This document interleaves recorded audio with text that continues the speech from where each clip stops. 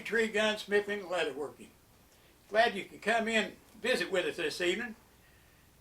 You know, as it is with any time that someone's got a machine shop or a wood shop or something like that, you know, you have machines that something happens to them. Well, I mentioned the last time that our automatic feed on our milling machine, the motor messed up, and so we sent it out, and it come back today.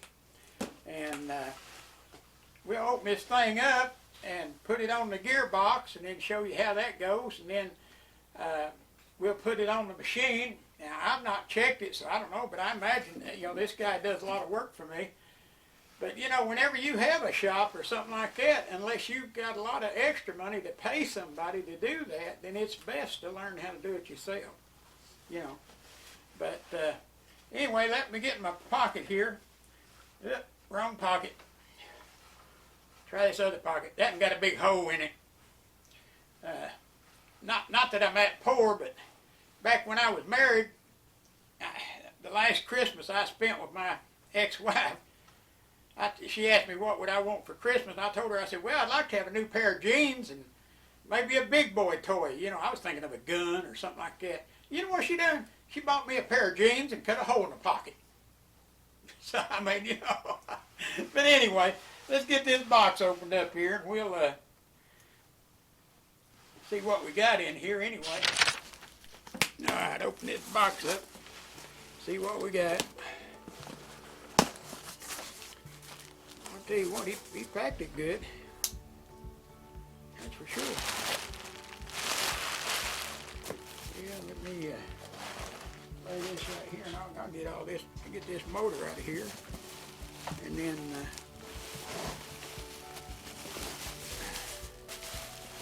all right. I'll tell you what, it's a heavy little gizmo.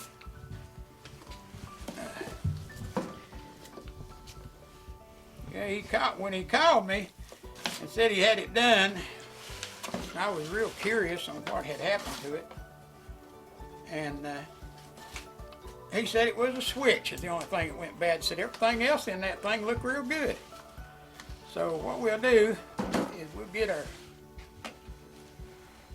gearbox over here. I might get me a piece of tape. There we go. This little tape up here. What it is we got on the top of this, there's a breather. And if you turn it upside down, which I got to turn it upside down, the oil that's in it will run out that breather. If I don't put a piece of tape on it, don't take much. I'll just set that up there on that.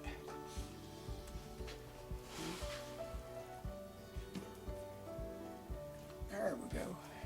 Now turn this around this way.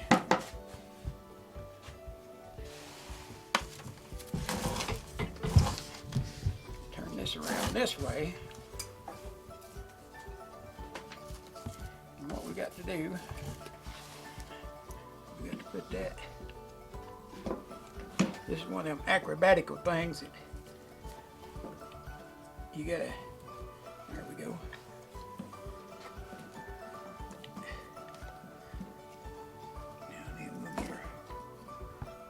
Up here. Then once we tighten it down, it'll tighten that belt tight enough. Oh, look here. There's one. You know, I got that out here, but I don't think I'll be able to use that. I believe I have to have a wrench on this.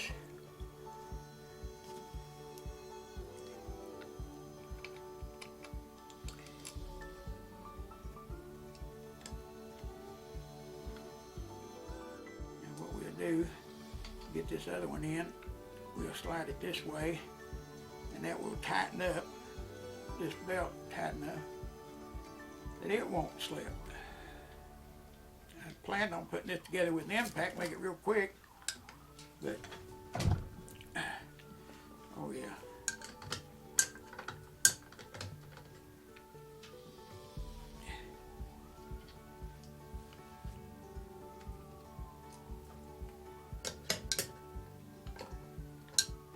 We're thinking about on our next video, while we're doing one, we're always thinking of something else. you know. And, you know, I told you that I could show people tricks, stuff like that about airbrushing, that, you know, anybody could airbrush something. It just depends on what you use to do it with.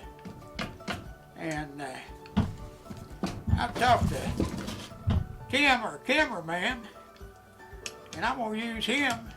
Now, he's never airbrushed before. And so I'm going to show him, if I can find a nice looking template, I'm going to show him how he can take and make something and it really look good the first time. I mean, you know, I'm not going to practice with him. I'm not going to do nothing. There we go. We got that baby on there. Now then, let's lean this back this way. And we'll put the belt guard on.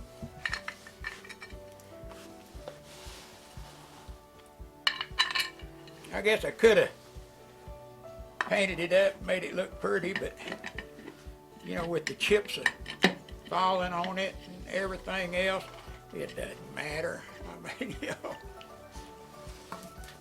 See if that don't fit. No, that don't fit.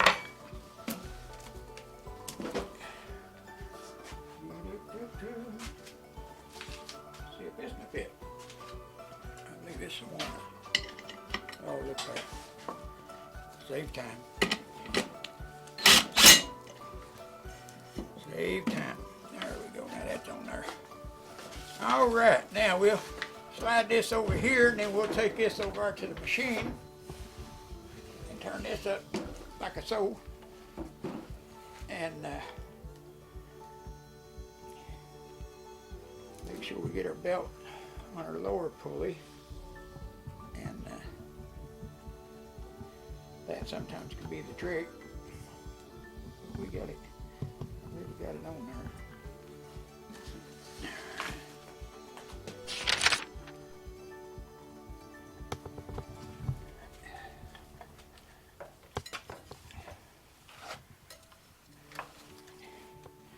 Now what that does, that sits on that belt right there, or on that pulley. There we go.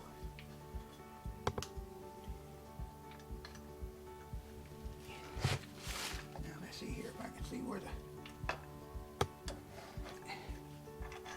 bolt's at. All right. Like I said, the first one's always the hardest one.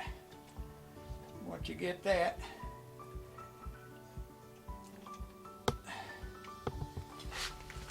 hold on to this side. Get it going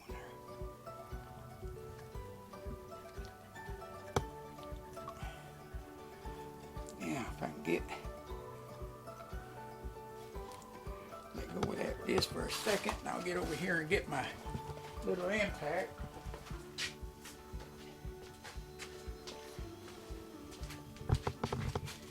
What that does, there's a handle on the other side, and I put a pulley on this side, put this automatic feed on it. And then that way I can run it while I'm doing something else.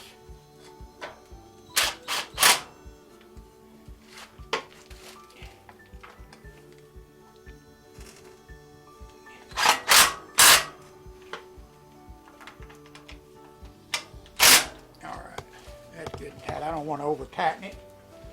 Then we've got our guard that goes on top of that. Right here's these.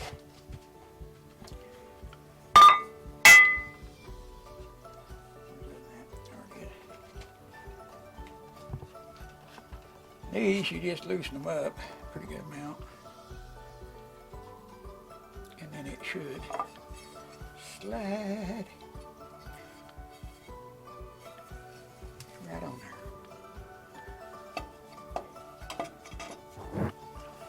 Which will keep from getting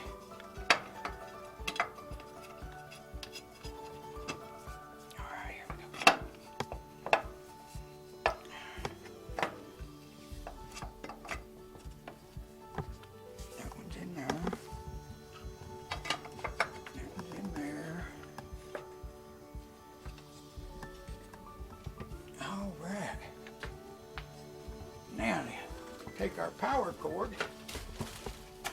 Got it back here. Get that cut. I think I got them all. Yeah. Well, let's see what she'll do now. Oh, look here. Now we're in neutral. All right. Facing that way, should go that way.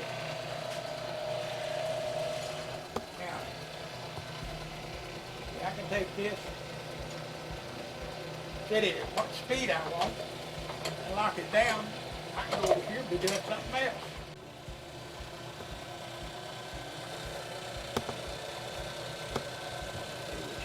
Got it slowed up, you know, I can speed it up.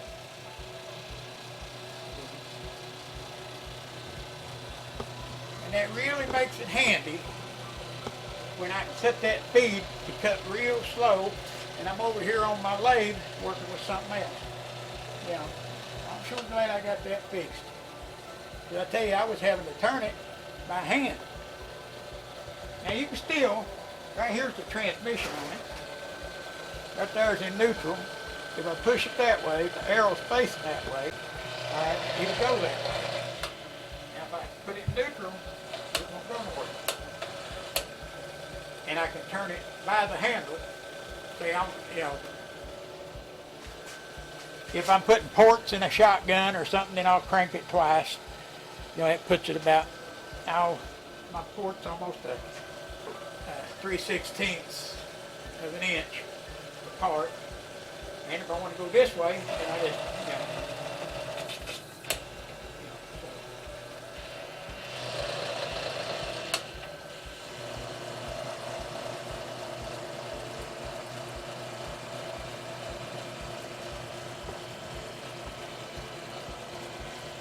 Now this milling machine ain't got a real long travel, but you know, it does for what I do. The parts that I make and everything else are usually not over 6 inches. I think it's got like a 9-inch travel or something.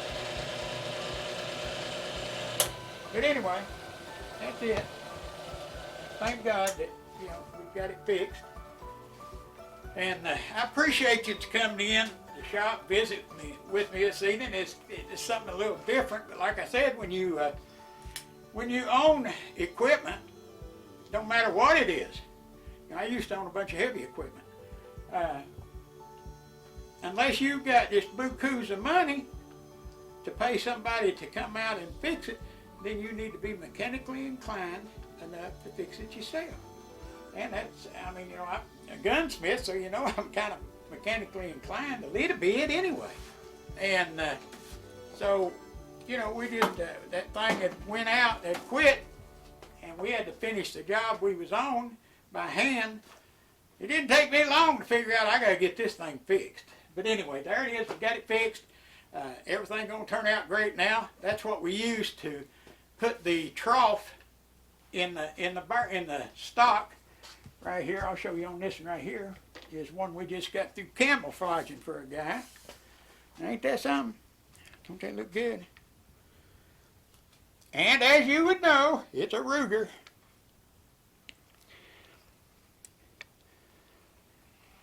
But we use the lathe when we're building stocks to mill out all this and to mill the trough out. We've got a tool that we use to go down through here and do the trough and stuff. So, I mean, you know, the milling machine comes in real handy when you're doing this kind of work.